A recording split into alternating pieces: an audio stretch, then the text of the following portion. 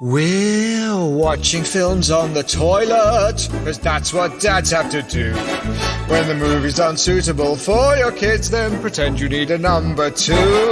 If you need a break from your family or spouse, there's a lavatorial picture house. Watch Terminator 2 while you're sitting on the loo. Enjoy the whole of Rambo 4 with your trousers on the floor. We're watching films on the toilet. How about you? Yeah, I feel like we haven't done this for a while. Yeah, well, we've not, have we? How long has it been? Feels like 3 weeks, maybe. 3 weeks. That's like a break. Well, you've been poorly again. I know, I've been ill again. I get ill a lot, Eamon. I know, I've noticed. I'm quite worried. Can't go into why, but let's just say it's probably something to do with the environment I work in. You work on in an abattoir, don't you? Yeah. No, I test diseases. That's what it is. Every week, Ben drinks a vial of a disease, and they see how he gets on. Yeah. Is your new vial a disease? Best of luck with that. Oh, chlamydia this week. Nom nom nom. It's raspberry flavoured. It's chlamydia, isn't it? Raspberry flavoured chlamydia. Lovely. It's like, I still... Vaping? I don't understand it. You just reminded me. I walked through a cloud of like strawberry smoke. I was just thinking, what is going on? I know. We're in the end times, Eamon. We really are. I think if you're going to smoke, you got to smoke a man's flavour.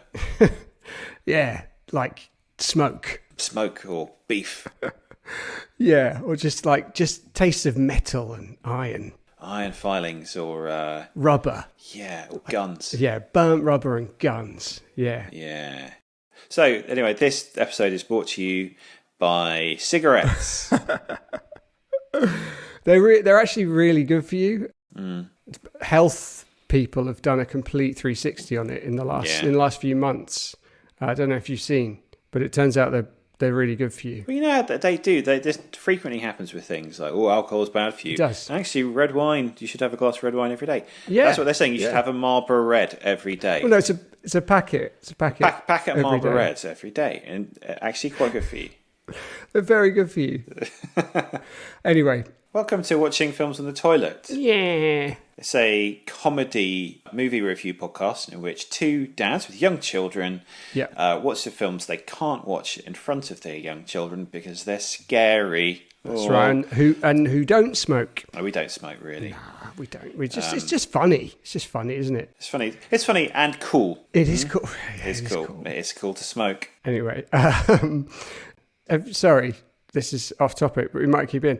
Have you watched Succession? No. You seen the first one? I've been... Amen. We decided we'd finish Tokyo Vice, and we're cross because we assumed it would be 8-episode series, completely self-contained. It's not another bloody series. I mean, it's good, but for Christ's sake. Is it Succession? No, it's no. Not, is it? It's that same tier as Sopranos and Breaking Bad. It is. And I would also say Severance. Severance was good. Bit too cerebral for you, I think, wasn't it? Yeah, I didn't get it. Yeah. Didn't understand it. It's for clever people. Why do they go to work? They not go to work. I do not understand it. What doesn't he remember? He's just been there. What doesn't he remember? I remember my work. That's how I couldn't relate to it. This podcast has been delayed, which was really hard for me because today we are discussing John Wick 4, which I've been looking forward to for a very long time. And finally we get to talk about it. First of all, do we have any correspondence, Eamon? I have a correspondence, Ben. Okay. Dear Watching Films on the Toilet, rugged survivalist, old Etonian and secret Christian Bear Grylls here. Oh. I listened to your last podcast with great amusement. In it, Alex Robson was talking about the end of Train to Busan and the little girl singing a sad song despite the threat of zombie attack. He said it's unrealistic for people to sing in survival situations like that. I can tell you, nothing could be further from the truth. When you're in what Vietnam vets would call the shit, being able to confidently carry a show tune could save your life. I was once surrounded by really angry prefects in the Eton Chapel, looking to dish out some mean bullying. However, I sung such a sweet rendition of I Know Him So Well from chess that they backed down and allowed me to have seconds of plum pudding at supper. Another time, a group of parents were really cross with me because I'd taken their kids out on a scout expedition and was half an hour late back to base camp. It was getting pretty nasty. Fortunately, I belted out Sit Down You're Rocking the Boat from Guys and Dolls. Within minutes, they were so placated that they offered me extra roasted marshmallows at supper. Another time, I was in the wilds of Papua New Guinea and confronted by the Manuma tribe, who were furious that I trespassed onto their land without permission. I started to regale them with the Elaine Page rendition of Memories from Cats.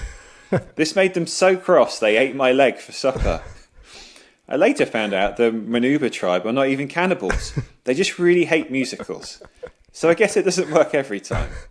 Yours sincerely, Bear Grylls. Oh, There we go. I didn't realise he'd lost a leg. He's hidden that really well. He has hidden that well. A catchy show tune can get you out of any sticky situation, can't it? Well, almost every situation. Nearly. Unless, well, to be honest, if he'd started singing one at me, I probably would have eaten his leg as well, because I am not a fan of musical theatre. Well, it's interesting, isn't it, that people who really have no conception of musical theatre recognise the inherent lameness of it. Yes, they've got that sort of, that primal intelligence. Yeah, that's right. Yeah. Yesterday, my mother-in-law was coming to stay, and on Saturday night we all sat down to watch something that, you know, we would all inverted commas enjoy. Yeah. So my wife selected this tribute to musical theatre, hosted by Jason Manford. Oh, God. 90 minutes long. Hosted by Jason Manford. Oh. Well, it's quite funny because he is sort of made a living selling himself as this, just like this down-to-earth northern bloke, and I just don't understand this modern world. Everything's gone mad. Also, I love musical theatre. He does understand the modern world because he's chatting up women on Zoom calls, so he must have some grasp on technology. Yeah. Do you remember, and I always really remember this very clearly, the woman who he had the digital affair with, I suppose you'd say, looked exactly like the Predator. It just goes to show some men, it's not what the person looks like, it's just getting the attention. Yeah, they just want, I don't know, who knows what Jason Manford wants. He wants the Predator to suck his dick. So anyway, there you go, Bear Grylls. You said you had a correspondence. It's funny, Alex Robson seems to have caused quite a stir. Mm-hmm. So we've got a voice note from someone. I'll play it to you. Hello, big boys. Gordon Ramsay here. I want to send a message to Alex Robson regarding the dream he talked about on the last episode of your shitty podcast.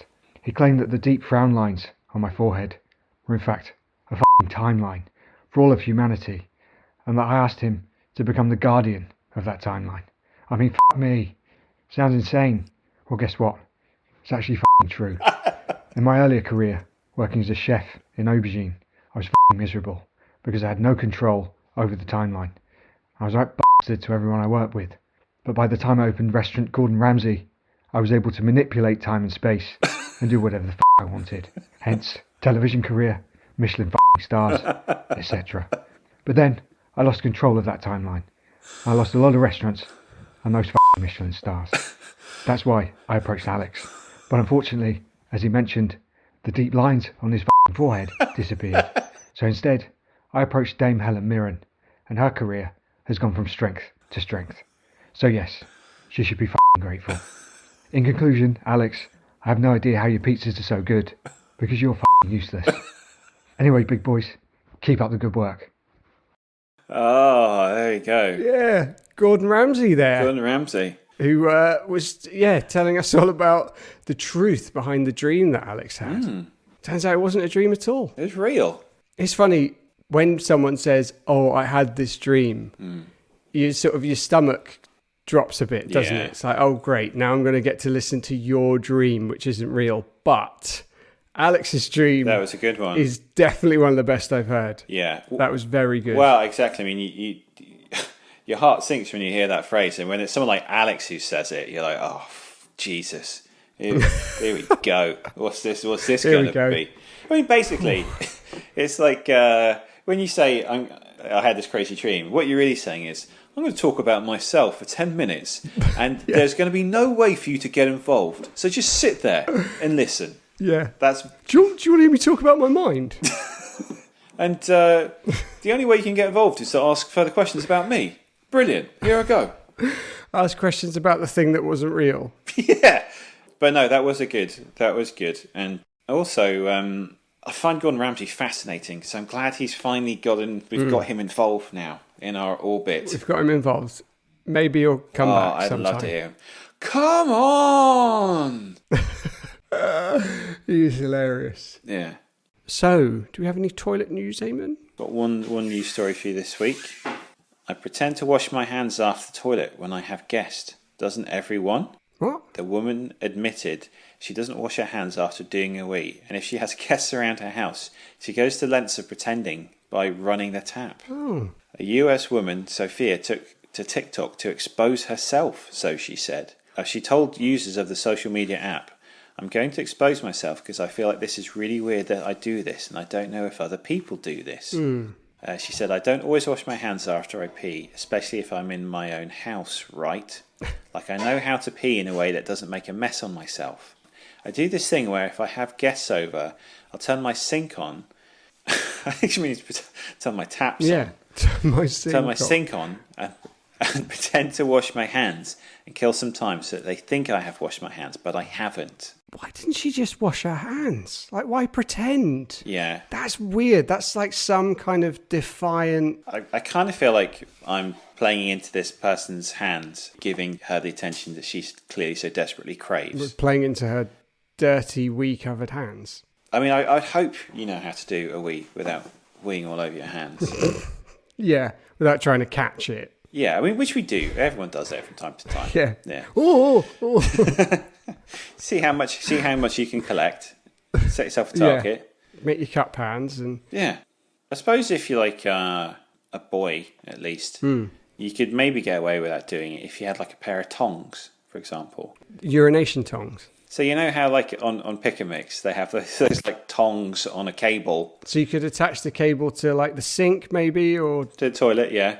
Maybe use the tongs to lift up the toilet seat, then you don't have to touch anything. Well, if I was using the tongs to open the toilet seat, I would then want a pair of separate tongs to sort myself out. Well, then you have one set of tongs hanging from one side and one set of tongs hanging from the other. Or put a set of tongs in your back pocket. Yeah. That you use, and then whenever anyone asks, what are those? You say, they're my toilet tongs. Well, toilet tongs, mate. I can picture you going into a nightclub and being patted down by the security. It's like, what's this, mate? It's the toilet tongs. Oh, all right. Yeah, go on. Yeah, we only have one set of tongs in there, and of course you'll be using those for the toilet seat. Yeah, exactly. Yeah. Okay, on to John Wick. Yeah. John Wick 4, number 4. How did you see this, Eamon? I saw it in the picture house. Good, so did I. And what did you have a drink of for me for the summer wee? Yeah, what did I drink? Yeah, what did you... Yeah, what did you get? Way, yeah. I know you're excited about it and haven't thought about it yet. Yeah. Yeah, the thing that John Wick drinks all the time. Yep. I had what he has. You know what I'm talking about. The John Wick drink. He did drink a lot, didn't he, in the film? Which is, of course, Blatton's Special Reserve Bourbon Whiskey. Yeah, I always drink that. Yum, yum. Yes. Yeah, I do that. You love that, don't you? Yeah. You typing there, Eamon? No, I was just... A little type. I was just looking away into the distance whilst I remembered. You were just thinking, what was that whiskey drink? Yeah, What was it? tip of my tongue. Oh, yeah, when he goes to the bar. He'll often go and sit in the Continental. He'll go and sit in there with people that he's fought. Then he'll have a break. They'll have a drink, and then he goes back to fighting them again. Yeah. Yeah. So that was that. Yeah, how was it? Fine. Had you had a fight with the person you were drinking with? I wasn't fighting before I drank it, but I was dishing out some verbal abuse on Reddit. That's the same. It's the same argument I always have on Reddit, which is explaining on the LV426 subreddit why Aliens is better than Alien. Right. That it's not derivative, it's an action film, not gothic horror. So it does make it a good sequel. Yeah. It's always some dickhead. He just goes, "Oh, Alien is absolutely brilliant. I don't understand. Aliens are shit. Why does everyone like aliens? It's so shit." It's like, no, they can both be good. Shut up, idiot. Yeah, you know these kids are like 11 that you're preaching to. But it's good because they'll remember that. Yeah, because that's the great thing about arguing on the internet. Everyone always sees reason. Yeah, they always take it on board. Yeah, there's no continual escalation. Yeah, well, thanks for that advice, mate. Yeah. Actually, I think you'll find Aliens is a worthy successor because it's a combat film, not gothic horror. Why don't you shut up, you c***? That's how it goes. That's how the discussion and how usually long goes, did that drink give me? An hour. It's not an hour. Gave you an hour. No, Wow. a minute and 11 seconds. Okay, I'll give it a go. You ready? Yep. 3, 2, 1, go. So, John Wick wants his freedom back, but the High Table, a council of powerful crime lords, want John Wick dead. They task handsome Bill Skarsgård with putting an end to the pesky assassin, and with the help of his many goons and blind Donnie Yen, he starts blowing up hotels and executing John's friends in an attempt to draw him out of hiding. Oh, and there's this tracker fella with a dog who wants to keep John alive until the bounty on his head reaches enough. With the help of his old pals, John figures out a way to regain his freedom, which involves branding, I am Klaus, Scott Adkins dressed as Peter Kay, and a pistol duel outside the Sacre-Cœur. After fighting through speeding traffic, flaming shotguns, and a lot of steps, twice, John makes it to the church for a final shootout with Skarsgård's stand-in Donnie Yen. Seemingly defeated, the Marquis seizes the opportunity to finish off John, only to catch a bullet to the head. Shot multiple times, John limps down the steps and dies? The end? For now. So that was a minute and 6 seconds. Terrific. So within your time limit. Eamon, there's a lot here. I'm not sure where to start. Can we start with bulletproof clothing, please? Yeah, let's start with bulletproof clothing, Eamon. Because I have seen John Wick 1 Yeah. and missed the subsequent 2 films. Okay. So then I watched this one. Yeah. And I was absolutely perplexed that you can shoot someone, and if they sort of hide behind their arm, Yes. it won't kill them or even hurt their arm. So It's fine. Kevlar body armored suits do exist. You'd break a rib if someone shot you, but it wouldn't go through. So what Keanu did is introduce this kind of covering up of the face, which allows him not to get shot in the head. Because what they wanted to do was not, like in other action movies, the protagonist can seemingly dodge bullets. Well, Keanu doesn't dodge bullets. They just get deflected by his bulletproof suit. Is this introduced in the earlier films, this concept? He does have a bulletproof suit throughout. Okay. Obviously, in this heightened reality, I think makes it possible for him to survive for as long as he does. Yeah. But also take a pounding as well. Like he's, he gets hit. It hurts, but he keeps going. You happy with that? Yeah, okay, yeah, that's fine. Okay, good. Okay, I think the thing that excited me the most about this was Donnie Yen and his character. Are you aware of Donnie Yen at all? I've only ever seen him, I know he's in the Ip Man films, but the only other thing I've seen him in is Rogue One, where he also weirdly played a blind martial artist. So I was like, is he blind, this guy? He's not. No, he's not blind, no. But he is a pretty famous Hong Kong martial arts legend. I really liked his character, and his performance was ridiculous. Like, he did all that choreography whilst looking away a lot of the time because he was blind, and sort of tapping things, and I don't know how he does what he does. Apparently he doesn't. Someone asked him, like, what martial art were you using? And he's so proficient that he doesn't sort of assign a martial art. He'll just learn about the character and then just move. Oh, okay, that's interesting. Just based on what he thinks the character does. So this was him moving in character. It was interesting because I did think there was a real crispness to his fight scenes, and also Scott Adkins, which wasn't quite in the other fight scenes, was not quite there. So you could, even to like a a Luddite like me, I was just like, okay, you can tell that these guys are like next level. And we've talked about a Scott Adkins movie before, and I know you weren't blown away. How did you feel about his... rude. No need for that. How did you feel about his presence in this movie? He did look exactly like Peter Kay. That's hilarious. He did. I'd not He thought did about look like it, Peter Kay, didn't he? but he did look like Peter Kay.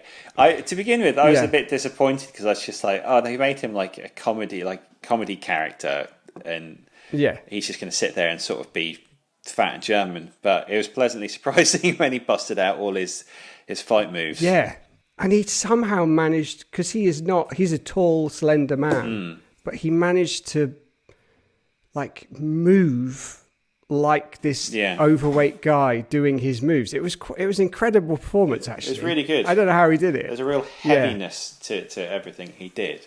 There was. And there's that part when he dies at the end. He kind of does this thing where his teeth are showing and his upper lip.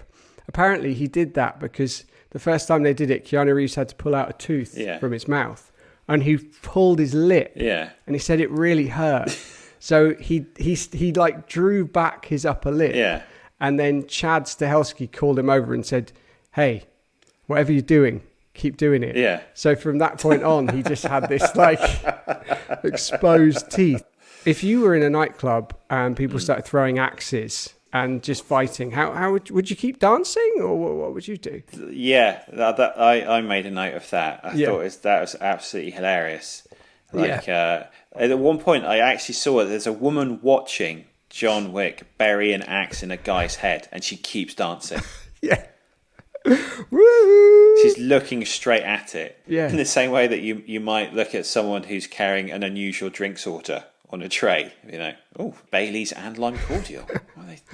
But I think in a world where that many people are involved in crime, she's probably seen it happen before. Oh, these guys again. The way that scene was put together, I thought was incredible. Like so many people, so many extras, but it all flowed, and you had all these levels to the club and the water, and beautiful looking film. So does the Kevlar suit also protect you from enormous back trauma? I think so. Because he fell off like a third-story platform, halfway down, landed on his back on a pole, and then fell to the floor, and then kind of went, shook himself off, and then was fine. Oh, that's stiff. The guys behind it must have a very accurate sort of measurement of height. At what point would it be too much? Like, well, what point would it kill you? At that point in the film, I know in real life... That would have killed someone. I know in real life he would have been dead. But in John Wick world, what point is too high? Like, where... Well, there was another point later on where he jumps out of the 6th floor of a building. He does. Lands and breaks his fall on a car. But we know you can land on car. You've seen all the Fast and Furious movies. You know you can land on a car. A car is essentially like, it's a trampoline. It's fine. They're brilliant at cushioning falls. I've seen The Untouchables. Yeah. Where John Nitti gets pushed off a building and lands on a car. He died. And he dies. Yeah. Well, that's it. But this is different, isn't it? It's just, I mean, it's basically incredible action sequences strung together by a story that gets you there. I personally very much enjoy the world that they've created. So had you not seen 2 or 3? No. Okay, so you'd missed quite a lot in terms of the world building, and I'd say this is going from number 1, which is actually kind of grounded, to this is quite a jump. Is it? So were you a bit lost? How did you feel? Yeah, it just felt a bit much. In one of the gunfights, and I counted, he shoots a guy 19 times, stabs him twice, and slashes his throat. Was this an armoured man? Yeah, 19 times. I guess the thing is with the armour, it was a new challenge for John, because in every other film, he's just been able to go up to people and shoot them in the head.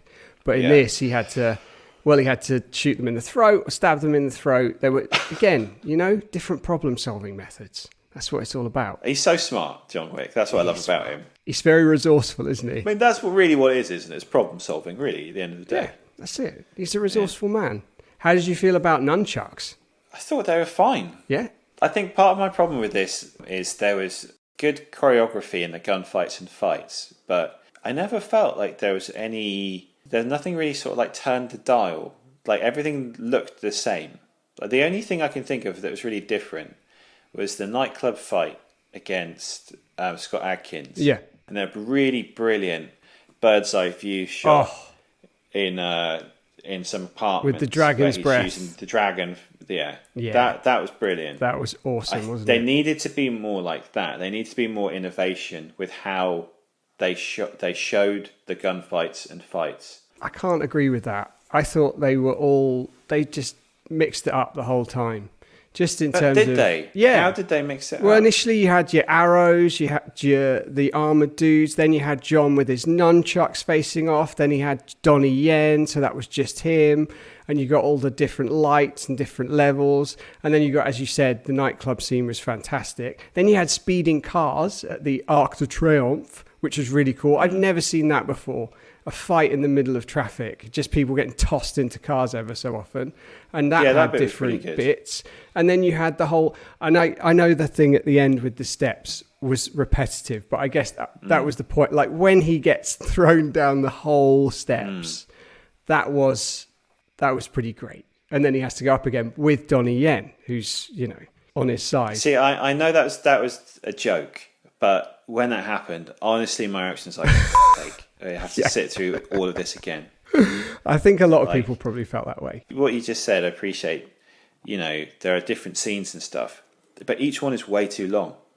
I was bored of the fighting in each individual scene. It just went on way too long. There's no need to make it that long because there's no... Like, one of the things that's really good about, like, the raid is the moves that get used. They're constantly innovating different ways of killing people and just mental martial art moves that you've never seen before. For this, it just felt like I have to say this felt like one below Gun Carter. What? Amen. Come on. No, it is. You had people. No. You had two people next to each other dodging the bullets. Yeah, but they got capes, they got jackets. Ben, listen to what you're saying. Listen to what you're saying. They got capes. They got jackets. They're fine. The problem is, I think if you had gone through the whole John Wick experience, it has got progressively more ridiculous to the point where you're prepared for number 4, but you haven't seen 2 and 3. So as I said, I do feel like the jump from 1 to 4 is pretty extreme. I do understand where you're coming from. I do see why they would have felt long. But, I was just very happy to watch all that different choreography, and I found it very inventive. I'm going to sound really old now and pretentious, but the only thing I care about now in films is story. I don't care about anything else. I don't care about special effects. I don't really care about car chases or stunts. I might go, oh, that was cool, but like... Banshees of Inisherin is such a great example. What made that so compelling was this incredible story between these really interesting characters. Yeah. Like, you're constantly wanting to know what's around the next corner, whereas in this, it's just like, I've seen so much of this fight now. Can we move on to something else? To show me something new. But what I liked about it is there was a reason for every fight. There were no fights just for the sake of fights. Every fight, there were stakes, there was something between the characters, there was always a reason for him to be fighting. And in that respect, I thought that the script, which was clearly based around these set pieces, was very well done. Much like they do with the Mission Impossible movies. They're very talented writers who somehow managed to string all these things together and give a reason for the fight. And I think because of that, I felt invested. Right. But again, this feels like it's that thing of the plot feels like it's going and then instead of because and therefore. So they do justify each fight, but I don't think they do it in a really satisfying way. But, that's most mainstream cinema, isn't it? And I think to say that this was not far more satisfying than the vast majority of mainstream movies and far more inventive and far more beautiful is untrue and unfair. Amen. I'm not saying, but that's the problem though. It's You'd like come at me for this film. I knew you would. I've been looking forward to it so much. I knew you would. but, If we were together but then- right now, I'd John Wick you. Yeah, I mean, I don't think we're going to agree on this one. I've got a question for you. So there's a lot of chat about epitaphs on gravestones, what people want to have on them, Yeah. a friend, loving husband, etc. What would you have on yours? Oof. Truth denier. Baller. Yeah, baller's good. That They would is say baller. that's on brand. Yeah. yeah, That would be pretty good, wouldn't it it? would. Yeah, and it's true. What about you? What would you have? Antagonist? Devil's advocate? Yeah, Piece of yeah, all true. All of them are accurate. Big QAnon guy. I'd have that on there. Yeah. Let's go, Brandon. I'd have that on there as well. What does that mean? Oh, sorry. The QAnon community. That's what we say when we slagging off Joe Biden. Oh, right. Okay. So wherever we say let's Yeah. go, Brandon. That's Amen. Up Let's yours. go, That Brandon. means- You know what would be great? If you had Apone's famous quote, "Look into my eye," Look into my eye on your and then- gravestone. That would be good. Do you think you could get a photo of yourself doing what he does, where he pulls down his eyelid? I think you just get a photo of My him. eye. Just get him. Yeah. Everyone thinks I'm like a black guy. Yeah. A black guy from space. Yeah. Because that's kind of how it looks. Turns out I really didn't know him. Wow. Also, Game Over Man would be quite a good one on a gravestone. Oh, That's- on a gravestone. That would be good. That'd be That great. would be good. Rina Sawayama, who was the daughter of John Wick's friend, the hotel manager that was called. Do you know who she is? No. She's like a very famous pop star. Again, I thought she would. I do think she was good, but I felt a little bit. It was kind of like, oh, here's this character. She seems important. Now you're not going to see her again until the end credit sequence. Do you not think that was a bit weird? I was quite excited because I would quite happily watch a sequel with Donnie Yen's character in it. So I'm up for that. No, but I'm talking about that character, his friend's daughter. Do you not weird introducing a character, building them up, and then just getting rid of them for the rest of the film? No, not really. It is, Ben. Not in this franchise. Ben, it is. Sorry. It is. Sorry. Ben, I could say, listen, if they had someone shooting the Pope, and I went, it's a bit tasteless, isn't it, shooting the Pope? You go, no, in this film, it's fine. It would, That- yeah, that but you- it you would will be. not have- Like you if will someone not- shot the Pope in you John won't- Wick, it would be fine. Who would care? You just won't hear any criticism of this film. No, I listened to it all. I just don't agree with it. And rejected. Listen to what you had to say and rejected it. I just don't like it. That's all it is. Come on. So, would you fish this film out like that tracker guy's hand is yanked away from that knife and does that like split finger thing, which I see too much it's of horrible. nowadays? It's horrible. Or would you flush it away like all those dead bodies are flushed away at the end, I suppose? Yeah, that's what they do with it. That's how you dispose of dead Flush them down the bodies. toilet. That's what the Best high way table do. They just flush them down Yeah. the toilet. Go on. No. I mean, this is the difficulty because I know I've slagged it off, but I've only talked about things I disliked. There's plenty of stuff I did like about this film. Oh, I haven't heard any of it, Eamon. That's because you've just been so obnoxiously for it. I just wanted to talk about the stuff I hated, just because you've been so annoying. Oh no, it's brilliant. That bit was brilliant. The bit where it goes on for ages is brilliant. I've given you more than that. I've argued my case. Yeah, no, you have, and there are plenty of good things. And you know, like I say, if it was 90 minutes, I would have fished this out immediately. There would have been no discussion. But it's bloated, stupid. Everyone's dumb. Keanu Reeves is ugly. Stinks up the joint. I hate it.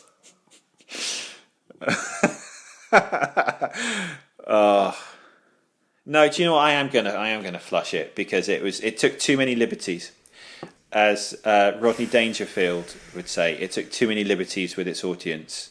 There you go. What would you do with it? Doesn't matter. Doesn't matter. Let's move on to the top 5. Don't even want to talk about it anymore. You've ruined it. I'm not adding the noise. We know what happened to it. Right. Top 5 this week is a John Wick themed game, which will be really fun. now that we've flushed it away. I still have to talk about it. So, Probably go on forever. like you... Probably outstay its welcome by about 10 hour, minutes. By about an hour and a half. So there's a part in the film where the Marquis and John are laying cards to determine the rules of engagement for their duel. Whoever gets the highest card gets to pick the thing, which hopefully you've seen the film, you know what we're talking about. If you don't know, you'll soon catch on. So whoever wins the duel at the end gets to pick the next film, and whoever loses gets to do a forfeit. So let's just get into it, and hopefully it'll make sense as we go. Maybe. So the first thing we have to choose is the time of our duel. So we have a deck of cards. Whoever gets the highest card gets to choose. Okay? So Eamon, at what time will our duel take place? The Cretaceous period. Oh, so going way back in time. Mm-hmm. Okay. What about you? I would say in September. Just any time during September. Uh-huh. Okay. Yeah. It's a good month. What's your card? Okay, here I go. Ooh, 9 of Hearts. King of Hearts. Oh, shit. Okay, September it is. Next, the location of our duel. Okay, well, you go first this time. Okay. I haven't seen a John Wick film set in Plymouth, so I think On the Hoe by Smeaton's Tower Lighthouse would be pretty epic, wouldn't it? Oh, I tell you what, we're remarkably similar. I've selected the Barnstable branch of Land of Leather. Oh wow! They're both Devon based. Pretty close, yeah. They are. Well, look, I tell you what, we'll head there in September, and then whatever, we'll see. All right, Okay. You ready? Yeah. I got a Jack of Spades. I've got Queen of Diamonds. Oh, okay. Ooh, So far we're September in the Barnstable branch of Land of Leather. Yeah, that's right. Fantastic. Remind me, Land of Leather is like furniture. Yeah, it's predominantly leather sofas, but there's other things as well, yeah. Okay, all right. Next is weapons. Oh, so I've gone for trebuchet. Trebuchet. It's like a catapult, but instead of it being like an elastic, it's a counterweight which flings. They use it in the Battle of Siege of Minas Tirith in Lord of the Rings. The Siege of Minas Tolkien's, tomb. Trebuchet. Yeah. Okay, so we both get them. Both get trebuchet. My weapon would be flamethrowers. Oh, nice. Yeah. Oh. What'd you get? Oh my God, I got King of Clubs. Oh, I got 10 of clubs. So you did well there. Okay, so we've got, it's September. Land of Leather. Barnstable. Trebuchet. Trebuchets. Catapults. Okay, Yeah. Excellent. Yeah. What a battle. What a battle. Yeah, this has never been done before. Okay, now we've got rules of engagement. So John and the Marquis agreed on no quarter, which I guess is no mercy. Yeah. So I'm assuming if you're left alive at the end, you're still killed, basically. So what do you want, mercy or no mercy? Well, maybe we go for 3/4. That's quite a lot of mercy. That's Too much? Too much mercy? I'm going to go with 1/4. Okay. So not that much mercy. I've got 3 of clubs. Queen of clubs. Oh, there you go. There we go. So 1/4 of mercy. Okay. Okay. And finally, this is the duel. So whoever wins this one wins. So all of that was really irrelevant. It's now down to this final draw. Okay. Are you ready, Eamon? Yeah. I want you to picture the scene. It's September, late September. The rain is beginning to fall. We're in the Barnstable branch of Land of Leather. I'm thinking we're outside Land of Leather. No, inside. We're inside Land of Leather. Inside, yeah, with our trebuchets. They're three stories tall. A path has been cleared for us. I'd say they've probably moved a lot of the furniture to the sides. Yeah, they've been really accommodating. That's why I chose the Barnstable branch. We have to stand still, don't we? Waiting to be hit. It's not really fair to move. We're not allowed to move. You got to take the hit. Yeah. Okay, so we're flinging catapult balls at each other. Okay. And let's see who wins. Have you got your card? I've not drawn it yet. Here I go. Okay. Okay. I got a 10 of spades. Well, I got the 3 of hearts. Oh! So I would call that an emphatic win. So I'm picturing one of my catapult steel balls just smashing your face, basically. Yeah. Just sending you flying into a leather sofa. So you've got like a hole where your head was, and you're just like on So the it's quite sofa. comfortable. I mean, if I land on a leather sofa, I might Well, live that's the thing. I show you 1/4 mercy, so you're still alive. But I'm guessing I just have to batter you to death because it's only 1/4, isn't it? Is that fair? Well, I mean, I'm not in any position to argue. You get to sit on a nice leather. Yeah, okay, well, I'll take that. That could be your epitaph. Yeah. Died on a nice leather sofa. Loved his leather sofas. You did like it, leather daddy. Yes. Yeah. Well, that was fun. Well done. We should do that every week. I quite enjoyed that. Yeah. All right, so Ben, what's the film we're going to watch next week then? So, next time, we are going to watch Brandon Cronenberg's Infinity Pool, which stars Alexander Skarsgård, old Bill's brother, and Mia Goth. So, yeah, we'll check that out, see what we think. All right. Okay, yeah, so last time I had to become a train driver, which I was very keen to do, but unfortunately they're all on strike. So I didn't get to do it. Bit of a cop-out that, isn't it, Ben? Not very well.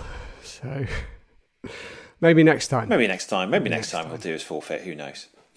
Okay, and your forfeit? You make me watch John Wick 4 again. I find that pretty torturous. That's funny. So your forfeit is to ride through a desert on a horse. Okay, all right. I like the sound of that. Yeah, he does that, doesn't he, in this film? He does do that right at the beginning. There is something we need to address before we wrap up. Last time we put Mr. Jonathan Majors in the tank of glory. We went on and on about how brilliant he was, didn't we? We did. We really went on about it. Still, he is a terrific actor, but might not be a great human being though. Yeah, some of the allegations that have been made are disturbing, and obviously we do not condone any form of abuse on this podcast. No. So Jonathan Majors is going to be sitting at the side of the tank of glory, pending trial, and he might be forgotten, or he may end up back in. We don't know, do we? We don't know. We might not ever talk about him again. In which case, you know what's happened. Maybe you know what's happened. We'll see. But that means there is a slot in the tank of glory, and I guess we should put in John Wick 4. I mean, I'm pretty sure there needs to be 2. You're putting me in a very awkward position here, Ben, because you're basically asking me to choose between someone who may have done something really awful in real life and a film I really don't like. It depends on what you're willing to condone, doesn't it, really? It is. It's quite the conundrum. Which do I find more offensive? It's funny because I feel like I've been put in this position probably about 15 times throughout our podcasting history. This is the first time you've been put in one, but it could be advantageous to me, so I'm really enjoying it. So what are you going to do, Amy? Are you going to keep Jonathan Majors in despite the claims against him, or are you going to bite the bullet and throw old John Wick 4 in there? Just let it go in. What are you going to do? What do you think? I mean, it's tricky, isn't it? Because I always feel, when you've been in a situation, it's had a loose comedy improvisational feel to it. Whereas you really are making me choose between someone who's actually been charged with really quite horrible things and a bad film. That's true. But, it's, you know how I feel about this film. I will do whatever I have to do to get it in there. Leverage. And I've done quite a good job, I think. Yeah, I suppose, I guess we have to put it in, even though I don't like it. Well, then the music will be played to put John Wick 4 in the tank of glory. Yay!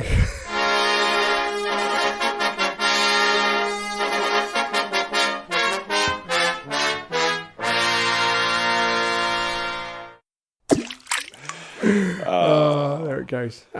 Terrific. Okay. Cool. So all that's left to do is shout out our Patreons. So special thank you to Mike Foster, who he's like a nunchuck to the head, isn't he? Yeah, short, sharp, He's- efficient. Yeah. Lights biff, out. biff, biff. Yeah. That's it. That's yeah. the noise and, nunchucks make. Biff. Yeah, biff, biff, biff.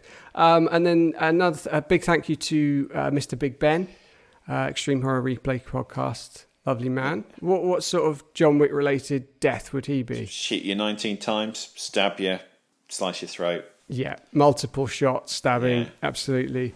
And then there's Raph, our good friend Raph.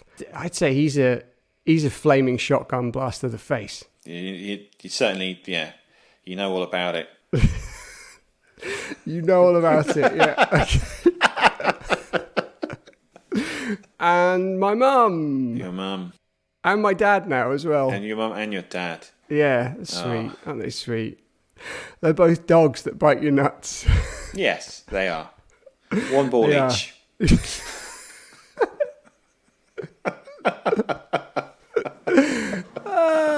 There we go. There we Terrific. go. All right. Good. And we'll leave it there. Yeah. Check us out on the social medias and Become a hit Patreon. us up. But just and you'll get to be involved in stuff like that. Yeah, come on. Imagine Who that. doesn't love that? Think about what John Wick killing you'd be. Yeah. Gah, gah. All right. Take Cool. care. All Peace right. out. And keep flushing.